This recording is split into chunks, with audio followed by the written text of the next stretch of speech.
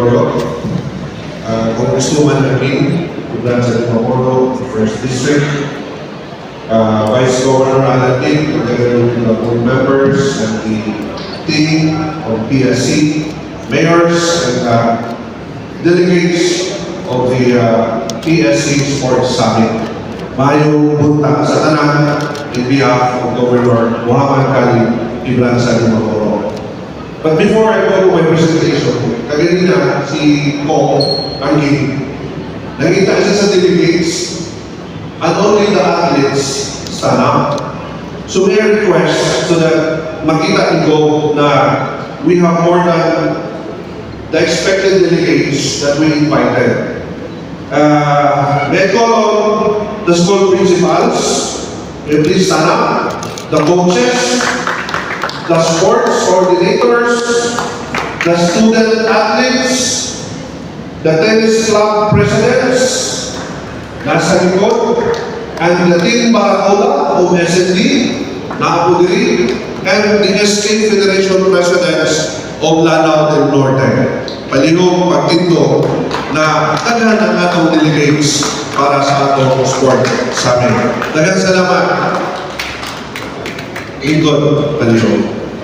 Mindanao Civic Center in Lanao del Norte is the hidden gem in Mindanao. Slide. The Mindanao Civic Center was established in 1999 through our visionary leaders, former Congressman Governor Abdullah Bagi Dimaguta Dimaporo, Congresswoman Imelda Angin Gibran sa Dimaporo. The MCC has been realized when Congresswoman Angin was a former governor back then and persuaded her family, the Quibransas, to sell this land to the government. De La Cruz and Abalos and Lao. Abalos and Lao to sell this land to the government as a development site of the Mindanao Civic Center. Next. The MCC stands as one of the most significant infrastructure landmarks in the province of Lanao del Norte. Strategically located in Dubud, the capital town of the province, the MCC serves as a central hub for sports, trade, culture, and public events. Occupying a total land area of 66.4 hectares, the complex houses a wide range of facilities, including a gymnasium, swimming pools, cafeteria, sports, hotel, stadium, and various athletics venues. The MCC was designed by national artist or architecture Francisco Panglimanosa, whose vision drew inspiration from the architectural principles of the Atlanta Olympics. In 2024, the National Commission for Culture and the Arts issued a resolution declaring the works of national artist Maniosa in Lanao del Norte as important cultural properties, which includes the Lanao del Norte Provincial Capital, Kapatagan Provincial Hospital, and the Mindanao Civic Center Hotel and Sports Complex. The main stadium with a seating capacity of over 5,000 is the centerpiece of the Mindanao Civic Center. It features functional amenities, including function halls, locker and office rooms, a VIP viewing deck, media and control rooms, and athlete support facilities. More than just a sports venue, the stadium stands as a landmark of Lanao del Norte's progress. It hosted the first Mindanao Friendship Games in 2001, graced by former President Gloria Macapagal Arroyo, despite the conflict of the MNF and the GRP in Kauswagan in March 2000. Through the effort of our leaders, Go Angin Gibran sa Dimaporo then, and former Congressman Abdullah Bagi Dimaporo, brought peace and order in the province. Moreover, the historic 2003 Palakupang Bansa, the first ever national event hosted by the province, a milestone event that showcased the province's capacity to host premier national competitions and strengthen its reputation as a destination for sports, tourism, and major events.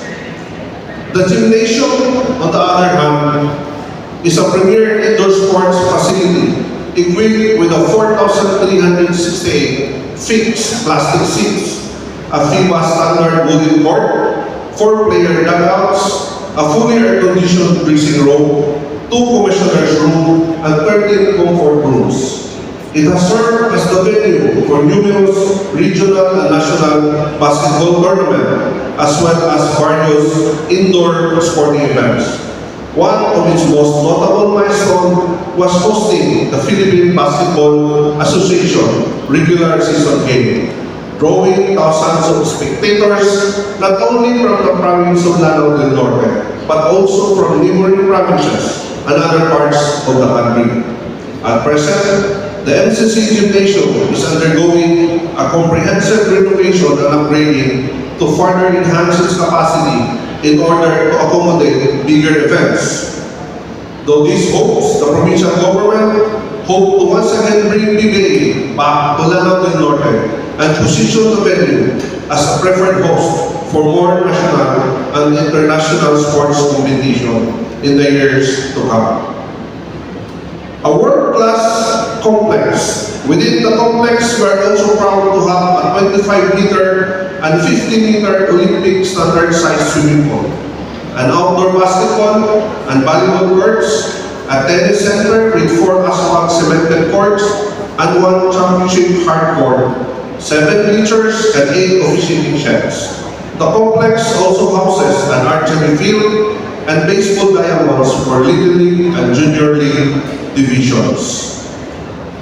Moreover, we are also proud to have a 400-meter rubberized oval designed for track and field events, equipped with areas for long jump, pole vault, javelin, discus throw, and among others. To the efforts of our then Governor, now the First District Representative, Congresswoman Imelda Andini Quebran Santimaboro, the football field was recently upgraded to meet international standards with the installation of FIFA Quality Program certified artificial turf, further enhancing the MCC's capability to host official football matches and training events. Recently featured in the Manila Times, Lanao del Norte reached another milestone in sports infrastructure after the 400-meter track oval at the MCC earned a Class 2 certification from World Athletics, making the complex first in Mindanao to feature 2 internationally certified sports facilities. The World Athletics certificate was formally presented by Audrey Romones, Managing Director of Esports International. Upgrading for the future, modernized facilities, improve playing surface, meet national standards, and bring PBA games back to Lanao del Norte. There are also other outdoor sports facilities, basketball court, volleyball court, tennis court, and the different other champions hard court and the 8 officiating sheds and the archery field. The MCC complex is also home to a world-class motocross track that hosted prestigious local and national competition and international exhibition featuring renowned riders from around the globe. Though these events, the MCC has earned a national recognition as the motocross capital of the Philippines.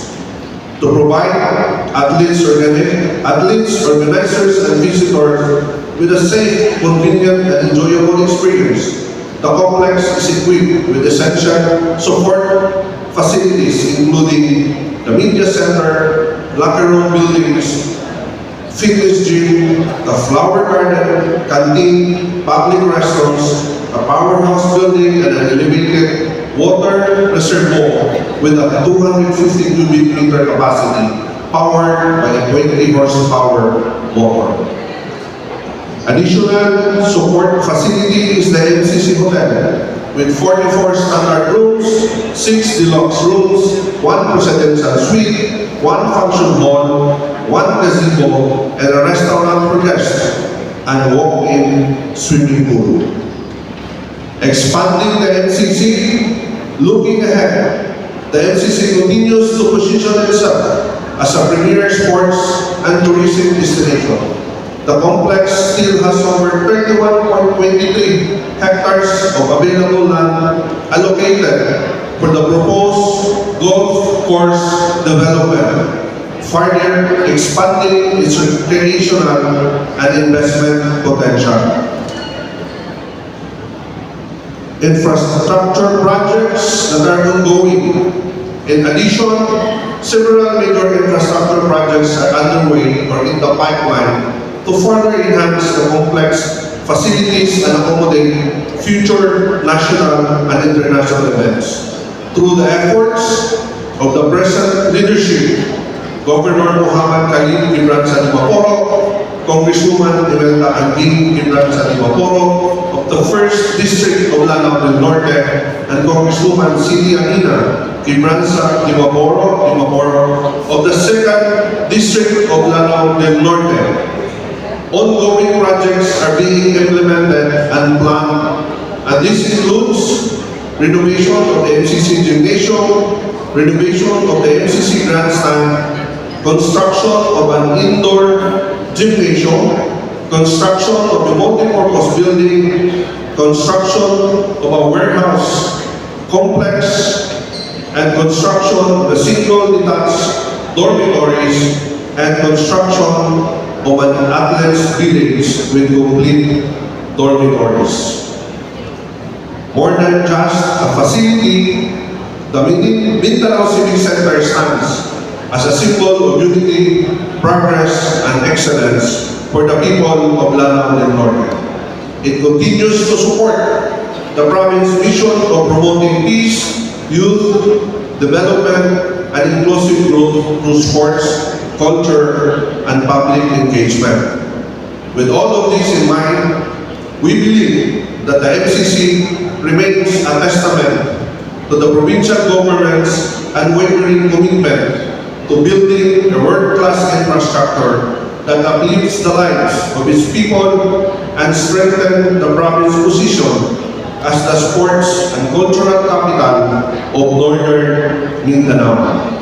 Under the current administration with the provincial governor, Honorable Muhammad Khalid, together with Congresswoman Angin Gibran Sa Maporo and Congresswoman Cindy Anina, positioning to create a provincial sports academy in coordination with the Philippine Sports Commission.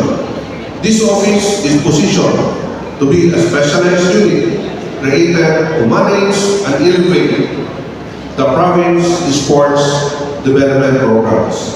It aims to provide a structured and comprehensive platform for identifying, training, and nurturing their athletes with the goal of improving their skills and performance in various sports disciplines. This office signifies a strategic shift from merely organizing sports events to building a sustainable and professional sports ecosystem. Maraming salamat, maayong buhay sa kanila.